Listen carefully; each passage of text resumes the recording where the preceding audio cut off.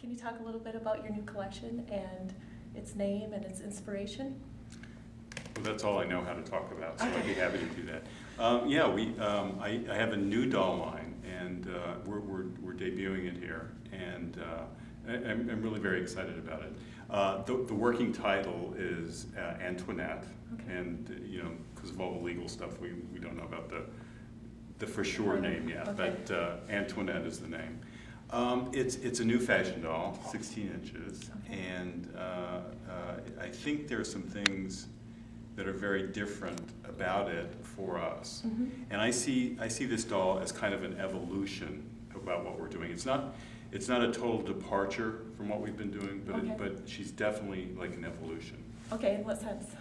Well, I'm constantly looking at the runway shows, like I read all the fashion magazines and look at style.com and watch the fashion shows and all this. And over the past years, and many articles have been written about this, the form of a fashion model has changed. Mm-hmm. When I first sculpted the Tyler Wentworth body, for Mm-hmm. instance, supermodels were on the runway. The undergarments that they were wearing, or the garments that they were wearing, were corseted waist and push-up bras and all Okay. this. So you had a very curvy, sort of sexy body. What's happened in the past 10 years is the models have become more delicate Okay. and thinner. I mean, Mm-hmm. for good or bad, they shrank a little bit. Okay. So there's some very beautiful things about a form that's a very long, lean form. So I kind of wanted to reflect that.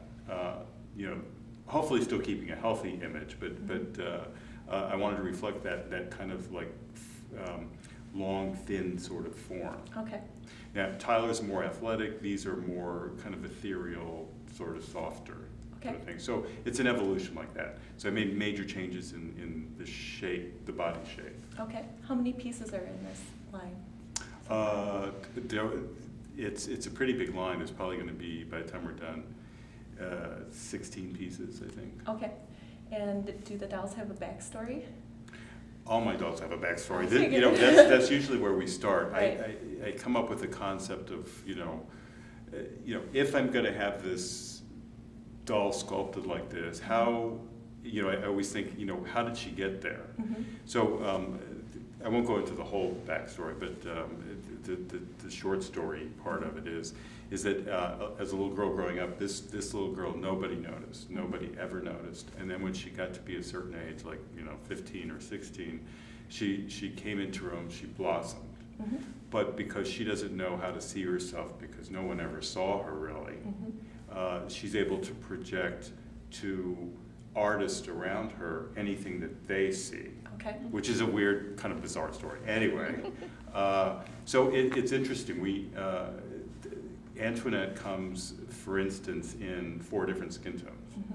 because the artist looking at Antoinette sees Antoinette as they want to see her. Okay. So we have, Antoinette's she's not African American, she's not Caucasian, she's not Hispanic, she's all of them, or Okay. none of them, Okay. depending on which one to look at. Four definitely different skin tones. How old is she? That depends on you, the artist. Okay. And what year is she from?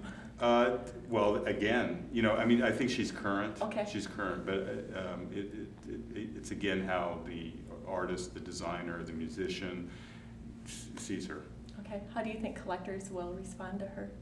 Well, I'm hoping well, but I, you never know. I never start out doing a doll with that in mind. Okay. Because as a collector, what I'm always looking for is the thing that gets me excited, the thing that's new to me. Mm-hmm. And I think when I follow that, there are other people that are looking, that have been collecting dolls for many, many years and are looking for that same new thing. So hopefully if I can come out with something new, then collectors will respond. Okay. Is there anything else you want collectors to know about Antoinette? No, I think we kind of covered it, but I just, I can't wait to start hearing responses and seeing if what I think, the way I think they're going to respond is the way they're truly going to respond. Okay. All right, and generally speaking, what do you predict will happen in the doll world within the next 5 years? Oh, I love that question. No.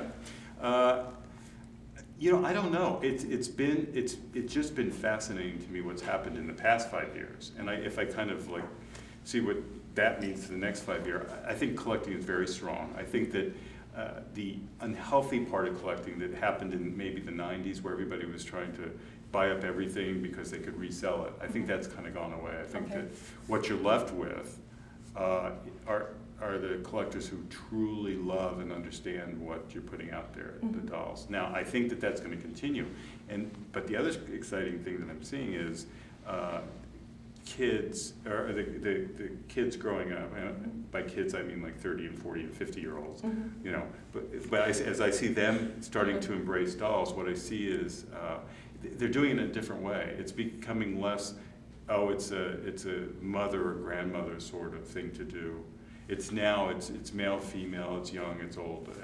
I think that's very exciting. Okay, and what's your take on the whole ball-jointed doll phenomenon, and how will that play into the future of I think that's the industry? definitely part of it. I think that people are so connected. People who didn't think that they were necessarily doll collectors and probably don't consider themselves doll collectors, they really attach themselves to a doll and build a world and all that, and that's what it's about. It's about playing and this human form that you can really have a good time with. Okay. Well, thank you for your time. Yeah, my And pleasure. would you mind taking us around to look at some of your latest editions and talk a little bit more about them specifically? That's all I do. Okay.